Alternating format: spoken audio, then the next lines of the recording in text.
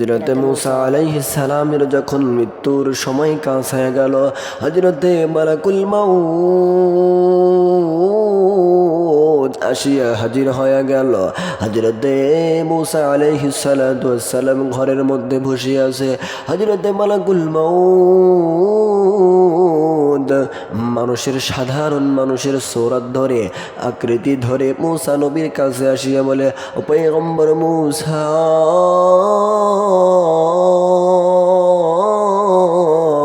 আমি হলাম মালাকুল মাউত, আপনার রূহ কবজ করতে আসছি। হযরতে পয়গম্বর মুসা ছিল অত্যন্ত রাগান্বিত নবী। এই কথা শুনিয়ার আগে তিনি অনেক রাগান্বিত হয়ে গেলেন। বললেন, এই তুই একটা সাধারণ মানুষ, আমার জান কবজ করবি মানে? এই কথা শুনে এমন জোরে একটা থাপ্পড় মারলেন হযরতে মালাকুল মাউতকে, তার চক্ষু একটা নিচে পড়ে গেল। এই কথা দেখিয়া, এই ভাবটা তার দেখিয়া মালাকুল মাউত এক ধরে আল্লাহ পাকের কাছে চলে গেলেন, আর শাহজিমে চলে গেলেন।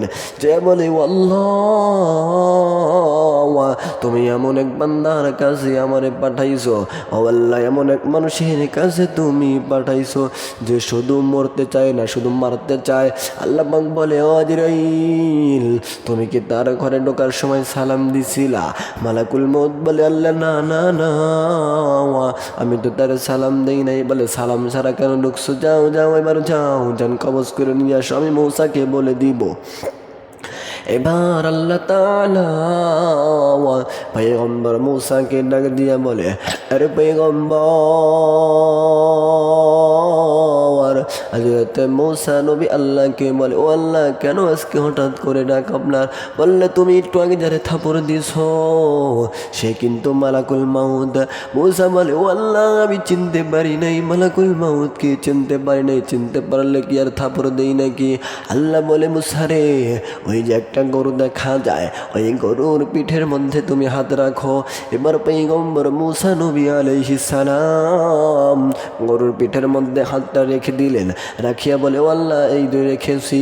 বলে, মূসা, তুমি নাকি মরতে চাও না? এই যে তোমার হাতের নিচে যতগুলো গরুর পশম আছে, তোমার এই পর্যন্ত হায়াতকে বাড়াইয়া দিলাম। এবার পয়গম্বর মূসা বলে, আল্লাহ, বুঝলাম, আপনি হায়াত বাড়াইয়া দিলেন। ও আল্লাহ, হবে হয়তো বা 1000 2000 বছর, হয়তো বা 2000 পশম এইখানে হবে, আপনি আমার এত বছর হায়াত বাড়াইয়া দিলেন। ও আল্লাহ, আগে একটু আপনার সাথে ব্যাপার স্যাপার করে নেই, আপনার কাছে একটু জিনিস বুঝে নেই। ও আল্লাহ, এই যে 1000 2000 পশম এই পরিমাণ আপনি আমার হায়াতকে বাড়াইয়া দিলেন। ও আল্লাহ, তার উপরে কি হবে? আল্লাহ তাআলা বলেন, তার উপরে কুল্লু নাফসিন যায়িকাতুল মাউত, ও মূসা, তার উপরে তোমার মৃত্যু হবে।